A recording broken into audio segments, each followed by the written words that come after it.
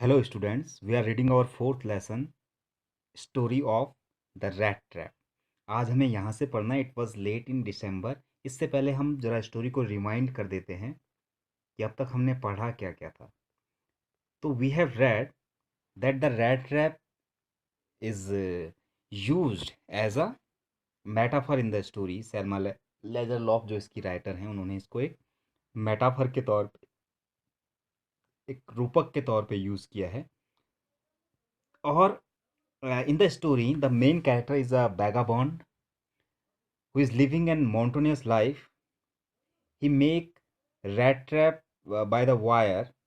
uh, जो wire वो मांग कर लाता है. He make rat trap of wires and sell it. उनको बेचता है. लेकिन his life is not so easy going life नहीं है उसकी. So for survival he has to make petty thievery too. उसको छोटी छोटी चोरियाँ भी करनी पड़ती हैं. ठीक है. और इस तरीके से उसका लाइफ चलता है. लेकिन once one day when he was thinking about his rat trap, suddenly an idea came to his mind that the whole world is nothing but a big rat trap. कि सारा संसार एक रैट ट्रैप के समान है. And the luxurious thing in the world is nothing but a bait. जैसे चारे का काम होता है रैट ट्रैप में रैट को फंसाना, ऐसी संसार में जो लग्जरियस थिंग्स हैं दे आर मेड फॉर, इसलिए बनाई गई हैं वो कि जो ह्यूमन बीइंग है वो उनको उनके प्रति टेम्प्टेड हो और वो फंस जाए इस संसार के प्रिजन में.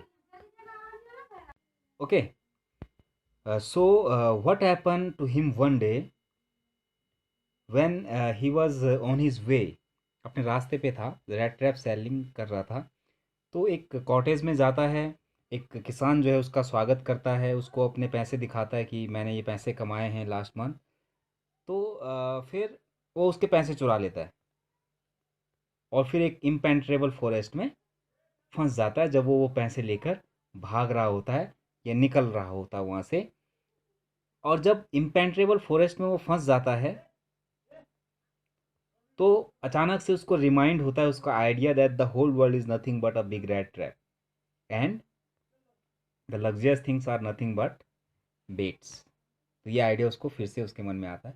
होप आपको रिमाइंड हो गई होगी स्टोरी जो हमने अब तक पढ़ी कि इम्पेनेट्रेबल फॉरेस्ट में वो फंस जाता है और from which he could never escape, जहाँ से कि वो कभी बाहर नहीं निकल सकता. वो पूरे विचार जो उसके आइडियाज़ हैं, all he recalled all the ideas about the world, कि सारा संसार एक प्रिजन के समान है और जो लग्जरियस थिंग्स हैं वो बेट के समान है. तो अब वो खुद के बारे में सोचता है कि his turn has come now. उसकी टर्न आ गई थी, उसकी बारी आ गई थी फंसने की. और जो उस किसान के पैसे थे they are nothing but bait for him. उसके लिए चारे का काम उन्होंने किया और अब वो फंस चुका है, निकल नहीं सकता. ठीक है. तो यहाँ तक हमने पढ़ा था.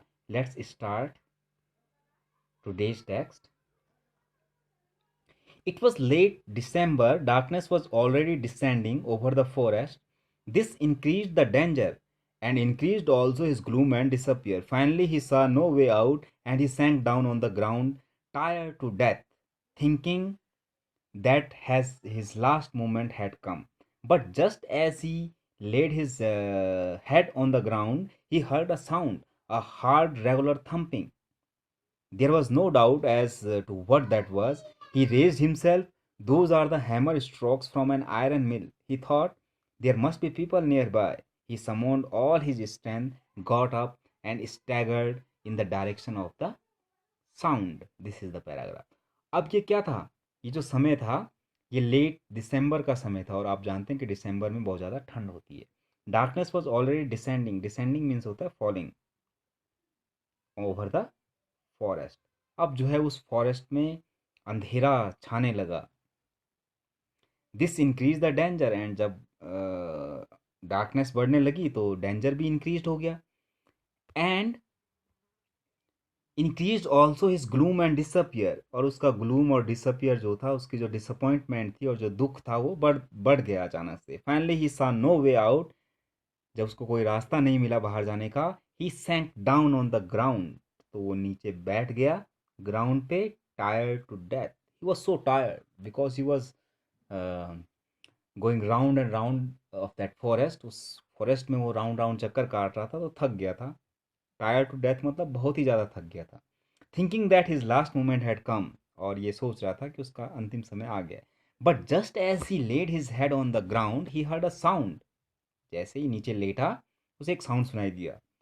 अ हार्ड रेगुलर थम्बिंग, थम्बिंग का मतलब होता है बीटिंग समथिंग, किस चीज़ को पीटने की आवाज़ आ रही थी। And there was no doubt as what that was, कि वो क्या थी। ये आवाज़ में कोई डाउट नहीं था, उसकी आवाज़ से उसने पहचान लिया। ही रेज्ड हिमसेल्फ, अपने आप को उसने खड़ा किया। Those are the hammer strokes from an iron mill. Hammer strokes की आवाज़ थी जो आयरन मिल से आ रही थी। और उसने सोचा there must be people around around by, near by. उसने उससे लगा कि ज़रूर कोई ना कोई होंगे, लोग ज़रूर होंगे यहाँ पे। ई समन, समन मीन्स होता है कलेक्टेड। उसने कलेक्ट किया अपनी स्ट्रेंथ को जो बची हुई थी, गॉट अप, खड़ा हुआ।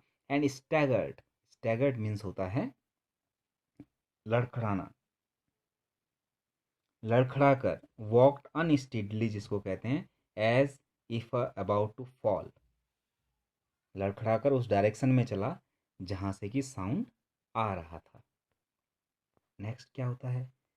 The Ramso Iron Works, which are now closed down, were not so long ago a large plant with smelter, rolling mill, and forge.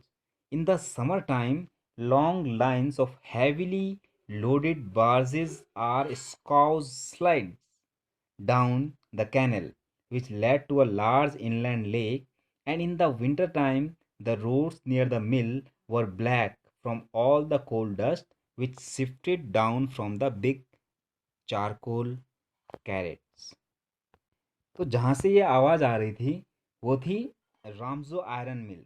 Iron मिल मतलब जहाँ पे आयरन का काम होता है। Which are now close down, जो कि अब बंद थी। लेकिन नॉट सो लॉन्ग एगो, लेकिन बहुत ज़्यादा समय नहीं हुआ था उसको बंद हुए हुए। और वो क्या था, एक लार्ज प्लांट था, बहुत ही बड़ा एक आयरन वर्क था। विद स्मेल्टर, स्मेल्टर क्या होता है? A mill where metal is extracted from its ore, यानी ओर से जहाँ पे मेटल को एक्सट्रैक्ट किया जाता है, निकाला जाता है अयस्क से धातु को। ठीक है, metal is extracted from it's, और उसको कहते हैं semester, smelter. And rolling loaded barges, rolling mill, rolling क्या होते हैं, जिनको सरिया कहते हैं उनको रोलिंग भी कहते हैं, rolling mill. And forge, forge मतलब वर्कशॉप के लिए आता है, फोर्ज जो वर्ड है वर्कशॉप के लिए आता है। ये रोलिंग जो है वो सरिये के लिए आता है। और स्मेल्टर जहाँ से एक्सट्रैक्ट किया जाता है मेटल को आयरन ओर से। तो ये कारखाना बहुत बड़ा था। और समर टाइम पे long lines of heavily loaded barges, barges means होता है जिनमें कि जो एक लकड़ी से बना हुआ एक नाव टाइप की होती है, उसमें जो है इन सबको रखा जाता है, जो भी चीज़ें वहाँ पे बनाई जाती हैं। और उनको फिर स्लाइड किया जाता है, उनको स्लाइड किया जाता है डाउन द कैनल, एक छोटी सी कैनल के ज़रिए। और वो फिर पहुँचते हैं इन अ लार्ज इनलैंड लेक, एक बहुत बड़ी इनलैंड लेक है, वहाँ पे उनको इकट्ठा किया जाता है। ठीक है। And in the winter time, और जब विंटर टाइम होता है, the roads near the mill over black, जो नज़दीक की सड़कें हैं, वो मिल के नज़दीक की सड़कें वो काली हो जाती हैं, because of coal dust which shifted down from the big charcoal crates. तो जो कैरेट होती हैं कोयले की, बड़ी बड़ी, उनसे जो कोयला छन के आता है, तो उससे जो है सारी की सारी सड़कें जो हैं वो काली हो जाती हैं। तो बहुत बड़ा आयरन वर्क्स वो था। During one of the long dark evenings just before Christmas, the master smith and his helper sat in the dark forge near the furnace, waiting for the pig iron, which had been put in the fire to be ready to put on the anvil. Every now and then, one of them got up to stir the glowing mass with a long iron bar, returning in a few moments, dripping with perspirations.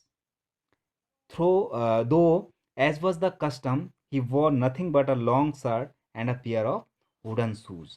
तो जैसे कि Christmas आने वाला था, हमने ऊपर पढ़ा कि लेट दिसंबर का समय था, तो क्रिसमस बहुत नज़दीक था। तो before the Christmas the master Smith मतलब जो वहाँ पे स्मिथ थे, gold silver Smith, sorry, iron Smith थे। उनका जो मास्टर था और वो अपने हेल्पर के साथ में बैठा हुआ था। फर्नेस, फर्नेस मीन्स होता है जहाँ पे लोहे को पिघलाया जाता है, जो भट्टियाँ होती हैं वहाँ पर। Pig iron, pig iron means होता है जो कच्चा लोहा होता है, रॉ आयरन। उसका वेट कर रहे हैं वो, वो कहाँ पे रखा हुआ है रॉ आयरन? वो फायर पे रखा गया है उसको गर्म करने के लिए। फिर उसको एनविल पे रखा जाएगा। एनविल मतलब जो लोहे का ही एक टुकड़ा होता है, उस पे रखा जाएगा उसको पीटने के लिए। और क्या किया जाता है, every now and then one of them got up, उनमें से एक उठता है और जो ग्लोइंग मास है, जो वो भट्टी है उसमें जो ग्लो कर रहे हैं कोयले कोल, उनको तेज करने के लिए, उनकी जो फायर है उसको तेज करने के लिए उठता है। और क्या लेकर, एक लॉन्ग आयरन बार, एक लंबा सा सरिया, उससे वो उसको स्टिर करता है, उसको हिलाता है ताकि आग जो है और तेज हो जाए। ठीक है। और जब वो वापस आता है कुछ समय के बाद, तो ड्रिपिंग विथ परस्पिरेशन, पर्सपिरेशन का मतलब होता है पसीने से, पसीने से नहाया हुआ। ठीक है। जब वापस आता है तो, और ये कस्टम है उनका कि वो कुछ नहीं पहनते, केवल एक लंबा सा शर्ट पहनते हैं, long shirt and pair of wooden shoes, और लकड़ी के जूते उनके हैं। तो ये उनका एक यूनिफॉर्म है। All the time there were many sounds to be heard in the forest. The big blows uh, ground and the burning coal cracked. The fire boy shoveled charcoal into the maw of the furnace with a great deal of clatter. Outside roared the waterfall, and a sharp north wind wiped the rain against the brick tiled roof. और दिन के समय में बहुत सारे sound वहाँ पे होते हैं, उस वर्कशॉप में बहुत सारे साउंड होते हैं। साउंड किसके? ब्लोस ग्राउंड, जो हवा भरने वाली जो मशीन होती है, उससे हवा भरने की आवाज़। एक डिवाइस होता है जिसमें कि एक एयर बैग होता है that emits a stream of air which squeeze together, एंड उसके साथ में हैंडल लगे होते हैं to blowing air into fire, to glow the fire. ठीक है। बर्निंग कोल के क्रैक्ट की आवाज़ आती है, जो कोल है वो जो बर्न करता है तो उसके बाद क्रैक्ट हो जाता है, तो उसकी आवाज़ें वहाँ पे बहुत सारी होती हैं। जो लड़का है जो सॉवेल कर रहा है चारकोल को इनटू द मॉ ऑफ द फर्नेस, उसकी आवाज़ है। ग्रेट डील ऑफ क्लैटर, चटकने की आवाज़ कोयले की। और फॉल्स के आउटसाइड जो है वाटरफॉल है, वो गिर रहा है, उसकी आवाज़ है। एंड शार्प नॉर्थ विंड, जो हवा चल रही है नॉर्थ से, उसकी आवाज़। और रेन, जब हवा के साथ में रेन चलती है, तो रेन जो है ऐसा लगता है कि रेन को कोई पटक रहा है ब्रिक टाइल्ड रूफ पे, यानी जो ईंटों से बनी हुई टाइल्ड रूफ है, उस पे पानी के पटकने की आवाज़। हवा और पानी एक साथ जब मिक्स होते हैं तो ऐसे लगता है जैसे हवा जो है पानी को पटक रही है, किस पे? उस फर्श पे। ठीक है। तो इतना सारा शोर है वहाँ पे। It was probably on account of all this noise that the blacksmith did not notice that a man had opened the gate and entered the forge until he stood close up to the furnace.